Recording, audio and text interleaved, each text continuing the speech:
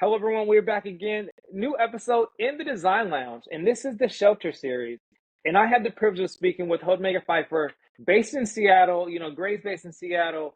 And I'm looking to get into all the different things about Shelter, their background, what they do, what's going on in the future. Before we get started, I'll let you guys introduce yourselves. I'm Steve Hoedemaker. And I'm Tim Pfeiffer. You want to hear a little bit more? Yeah, of course. Yeah. Give us a little bit more.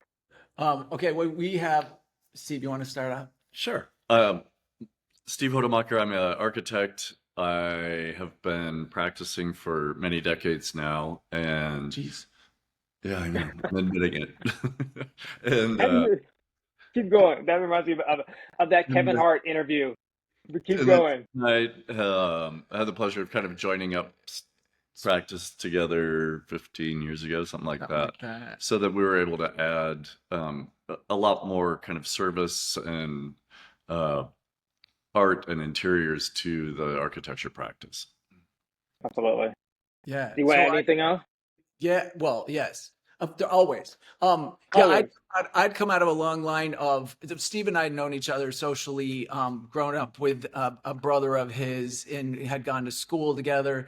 I had made my way San Francisco, New York, done lots and lots of commercial work over the years. And when I came back to Seattle for a short moment, Steve and I started hanging. We started talking about what would it be like if to kind of blow up the practice a little bit, to like really engage on another level because of the commercial Totally. work I've been doing and the storytelling that came along with it. So yeah, we started thinking about it and it came to pass. Yeah, and it not only has it came to pass, you guys have got awards after awards, do all kind of amazing projects. But I want to ask you again. So I mentioned to you before, I'm from Portland. I'm from the Northwest. You guys have both been all over. What is it about Seattle? What is it about Seattle that made you guys always come back and that being your home base? Seattle's a weird city, and I think I've got a better perspective on it now than I ever have because I've met so many people who have moved here, and it's I think it can be a really hard place to come to if you didn't grow up here. There are so Okay. many like to grow up here is to know all the keys to where to be when, how to take advantage of it, how to make the most of a Seattle life, and sometimes that just means getting on a plane and leaving during different Yeah. parts of the year. So it's a hard city to crack in one sense, but once you do, it has so much to offer. The kind of like art and theater, but also nature in every direction, water everywhere. And so for connection to all of that, I think it's just unrivaled. No, agreed. Again, like I said, I'm from Portland, so I'm very familiar with Seattle. Spent plenty of time up there. And now what's funny is, being in the Northwest for my entire life and then moving to Arizona is so different, right? And at first I was coming back, I was like, the gray clouds just get me. But I will say, I just came back recently to visit my father in Portland. And I was like, that was the first time of me coming home as a vacation. Before it was work related, it was, I was living there and I actually was able to appreciate all the different things that offer. I was like, you have the restaurants, you have the culture, you have the food, again, you have the water within a couple of hours. And so it is an amazing place. You guys do so much, right? You do the residential, you do the retreats. I know you have the background with the commercial aspect. How did you decide and carve out your niche, if you will, doing the residential retreat design? Because that's something that's unique, that you don't hear all the time. And again, I've talked to a lot of designers, a lot of practices, and this is the first time I've heard someone where it's like one of their niches is retreat design. It, Yeah. I'm going to jump in on this one. I think one of the really special things about the Northwest is the proximity to islands, to waterfront, really close. Like Yeah, you take a 30-minute ferry and 10 minutes to your house. Families have been, having those destinations as summer retreats. And yeah, I think the opportunities have just grown with, well, certainly with, I have to say, with the wealth and the finances that have come to the Northwest, that those things have grown in capacity as well. And families have been able to expand on a theme. And oftentimes we're doing these kind of compounds that are, multi-generational destinations for these families. And I think that's just been a place that we've really loved to well, and engage. when I was first practicing architecture, I was finishing up my thesis. I had the pleasure of working for an architect, Tom Bosworth, and I thought I would just work there for a little bit, finish my thesis, and then go somewhere else. And just really quickly, I saw the beauty of the practice that he had created, which was really working with just a few people at a time to create these really exquisite vacation properties. And so, Okay.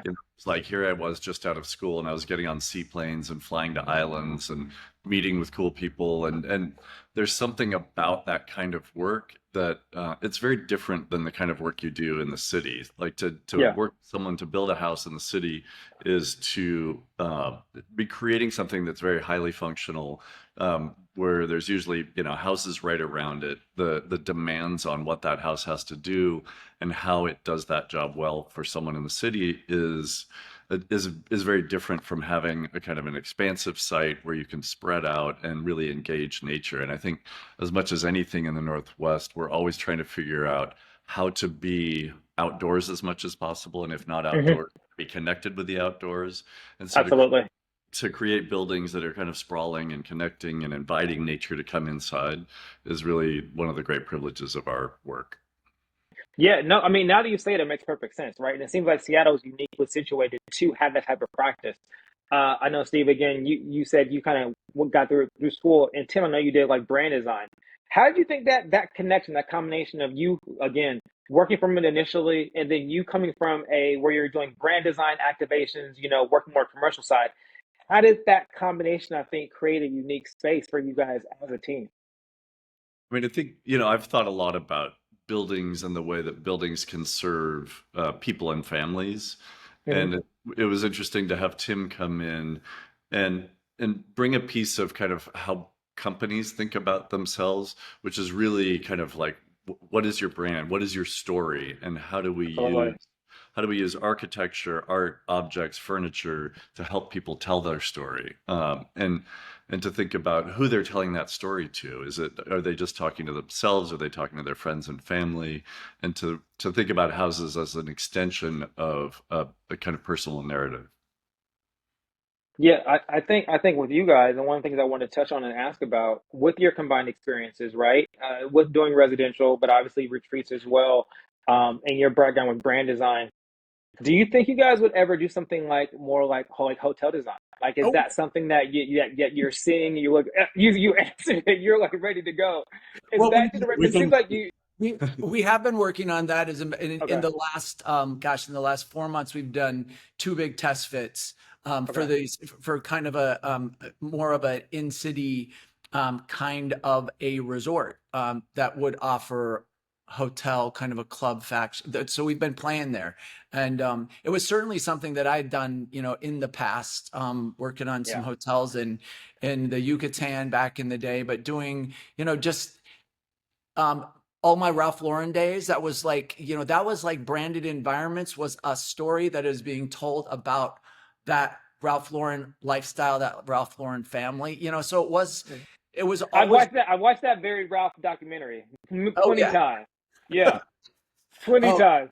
yeah. I mean, but you get the sense that, everything that he ever did, everything that we ever did was like to really like create a biography, tell a storyline, put together a sense of place that was specific to someone, not to not just another little brand environment.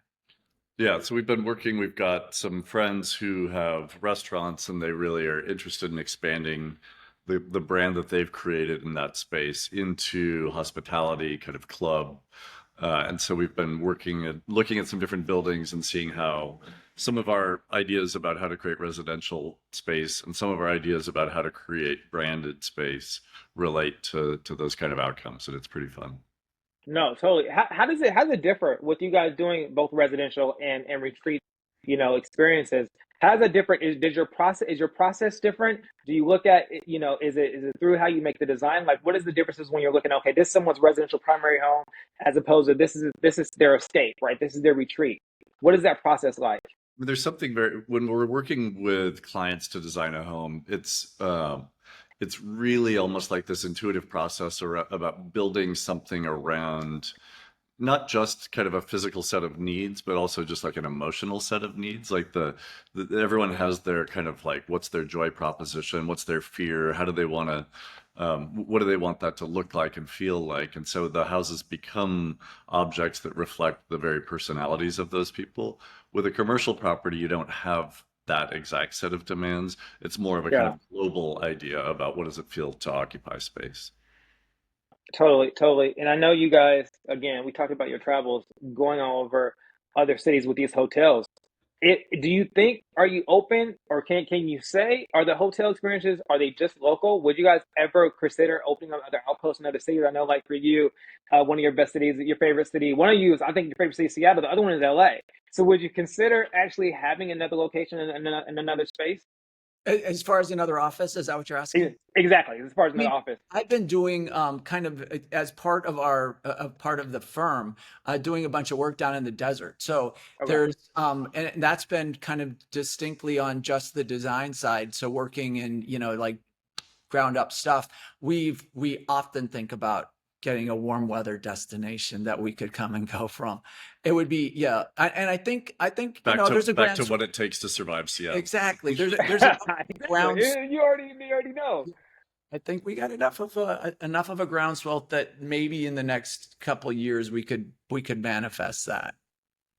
Yeah, no, I mean, again, I think that makes perfect sense. I know from Seattle, like I said, coming back, it's a great place, but you do need to have, you need to know when to get away. And honestly, from a business perspective, you guys kind of mentioned on what you're going to touch on more of this. The people that are watching, they're like, okay, if they want to, maybe launch in Seattle or grow in Seattle or have a location, it is a very you need to know who you need to know, right? And there are advantages of being there from the ground roots.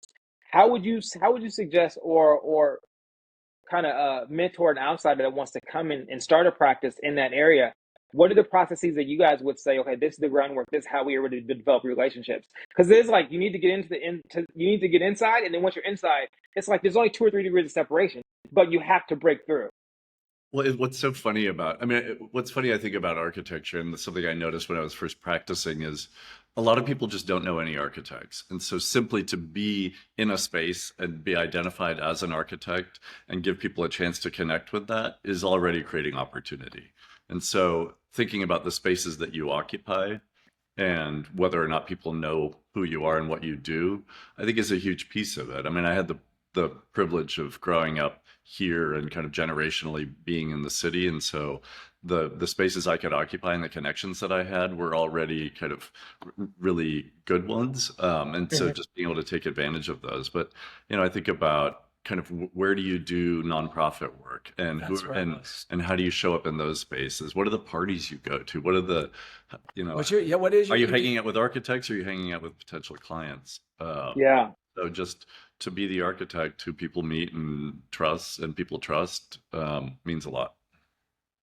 Did you want to answer that? You No, I was you I was going to say that, all of the just what is your community involvement? You can be brand new, but you've got to do some homework, right?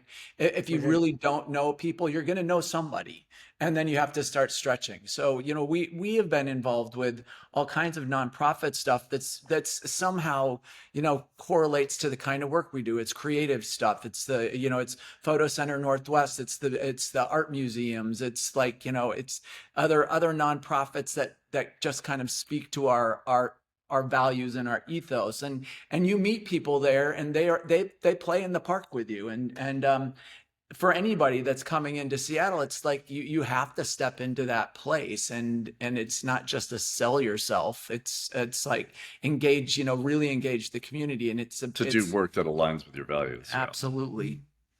Totally, totally. So let's talk about Sun Valley Bronze. I know you guys curate a collection with them, pictures and things like that. How did that come about? And then would you guys do other collections? I feel like what your guys' experience is so, as a collective, it's so broad. You can do a whole bunch of other things. So how did that come about first? And then do you already have other projects coming up as far as like actual products? We It's a good one. we love thinking about, I think, and Tim really encouraged this when he joined the practice, which is let's think about everything that relates to home and Hmm. what would it mean to be more involved in a lot of different spaces. And so clearly, interior design is a piece of it, and that's an obvious one, but kind of like collecting art or Yeah. something like Sun Valley Bronze, it's a company we use all the time. It's a company whose work we really appreciate, and and so to think about how to kind of bring just that, like hardware's one of the only places that we touch buildings. And so thinking about that kind of tactile relationship to a building and being able to engage with them. And, they've been really fun partners who have encouraged us to have fun in their space. So that's been exciting to do. Is that it's that also that just that beautiful piece of materiality that is Yeah. to Steve's point. It is your connection to the structural world that you're living in, and you use those door knobs, you use all of that every day, and it just becomes part of the foundation. How No, you shake hands with How do you architecture. shake hands with our? I love that. I love that. That's the tagline. Yeah, no, it seems like you guys, like I said, are almost like vertically integrated, right? From the art aspect to the interior design to the actual development of it. This is going to be a loaded question, but this is a shelter series, and you kind of touched on it a little bit. What does shelter mean to you guys? Because again, I know even within you guys try to reveal the essential aspect of the experience, right? Indoor, outdoor living, the pure materiality of everything that you're considering within the space. So, what does shelter mean to both of you? Let me touch that for 1 second. Yeah.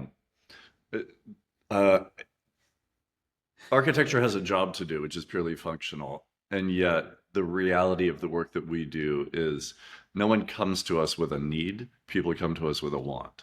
And Gotcha. there are buildings out there, there are places that they can move into. Shelter is available in its simplest form.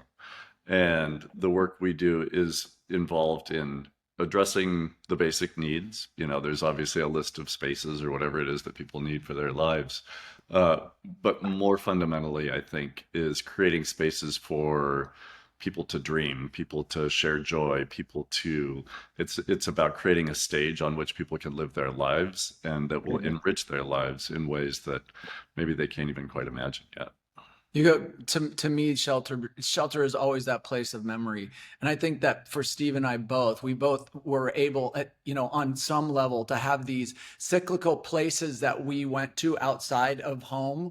That Mhm. was secondary home, beach houses on the Sound. That was like literally at times a shelter from a storm, a shelter from the sun, but also like the safest place to find yourself both as a kid with your family. That was just that to me is that point, and that nest building thing I've been doing forever.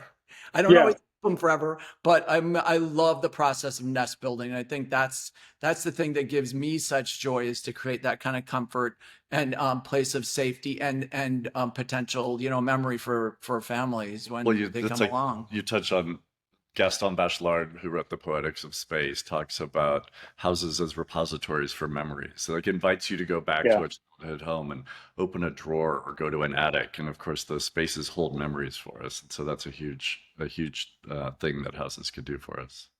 No, totally. And it makes perfect sense, like I said, with you guys doing the retreats, just your ethos and your outlook on that aspect. What is the perfect retreat? I would say what is the perfect project?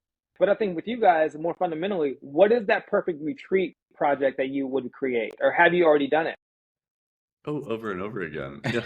Oh, We're lucky never you, lucky you. want to move into. Yeah, I mean, my greatest satisfaction is always feeling like I would love to live in this house for all the things we've brought to it. Yeah. All of those, the surprises, surprise amenities, adjacencies, things that just make it both a special place, but also like give it a sense of ease. I think one of the things that we do so well is, like, even if it's on a 10-acre parcel and you've got multiple pieces, it's like, how do we connect to those places? What is it like when I reach that destination within the confines of this retreat property? Look, and really, like, all of these projects, and sometimes architects get asked, like, what's the building that you would design if you could design anything? And Yeah. neither there is no such thing, because they are all so personal and so deeply connected to the people around them. And that process can look messy and it can be hard sometimes, but really you are marrying architecture to people, which is this funny kind of thing to do. And so I feel like we've done lots of perfect retreats, but they're perfect because of the people who we did them for and the Yeah. result we were able to achieve in that space. But ultimately, I think, with a retreat, you're looking to create spaces that allow people to really come together as a big group, and then move apart and have enough privacy that people don't feel like they're on top of each other. It's not urban living. You can kind of go to another building. We live in the Northwest where, yeah, it gets a little snowy sometimes and it can get hot for a few days, but really there's not a day where you wouldn't be willing to just walk to another building and engage nature on your way to another spot on the property or something. And I think one of the things that we continuously create is opportunity, right? Opportunity for another experience, and that might be No an intimate experience, exactly. experience, might be a family share, a big shared experience, but there's always these amazing places for opportunity of living within, and I think that's what makes them really special. Cozy spaces for 2 or 3 people. The cozy spaces, or I think of like a building that really was designed for. I love the field house for all the opportunities. It was a building that somebody asked because they wanted a play field. And then we expanded on the theme, and it ends up with, there's an ingle nook and there's an enclosed environment, but there's also picnic tables for 30, and there's showers in there if you need them. And there's a great outdoor kitchen and an indoor kitchen, but it's an open air building for the most part. It's like a Swiss Army knife of a building. Yeah. So it was like these opportunities that can take place there, which really was, I think, that's just a great example of some of those kinds of things that we love to do.